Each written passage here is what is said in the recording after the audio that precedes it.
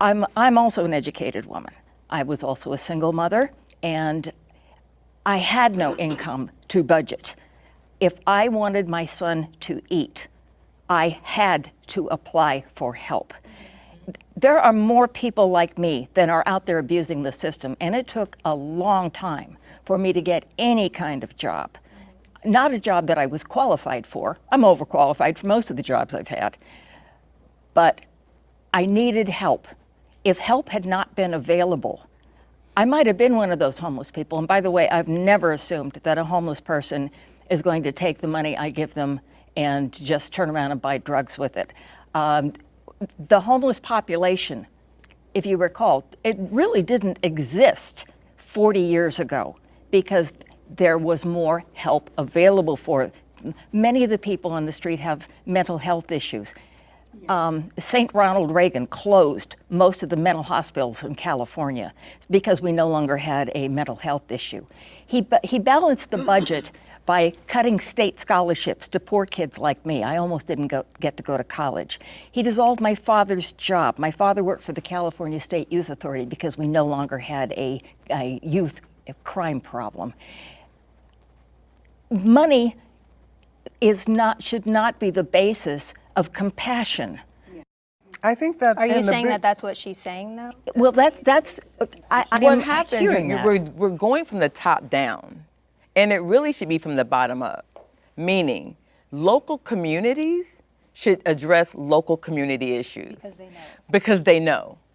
Instead, we have a big bureaucracy, I guess you could say, and they're operating it. Government doesn't, Washington doesn't know what's happening in your situation in these small community sales. So maybe the answer is not what the government is doing in the Washington. Maybe people need to get more involved locally and go, wait a minute. That money needs to come back here because the local community and demographics and areas need more help than not. And for certain situations, for people like, let's say, you and I in those situations. But the middle class, which I would consider you to be in that situation, we always get screwed. But it's usually the other group that makes it bad for everybody. So I understand what you're saying, and it's a very good point. But I think that it's not the fact that they're cutting it, it probably could be managed better. And you can't manage something at a top level if you're not down with the people to find out what they really need. Hey friends, let's talk really quick about something that could seriously change your life if you ever get hurt. When you're seriously injured, whether it's a car accident, a slip and fall, or something totally unexpected, your case could actually be worth millions. But here's the catch. Insurance companies love to lowball you, like insultingly low. That's where Morgan & Morgan comes in. They're America's largest injury law firm with over 1,000 attorneys across all 50 states. And they've been fighting for regular people for over 30 years. This isn't your average law firm. Just listen to this. They recently won $12 million in Florida. That's 34 times more than the insurance offer. $26 million in Philadelphia, 40 times what was originally offered, and $6.8 million in New York.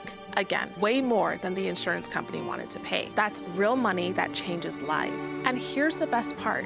It's 100% free unless they win your case. No upfront cost, no risk, just real legal help when you need it most. So if something happens, don't wait.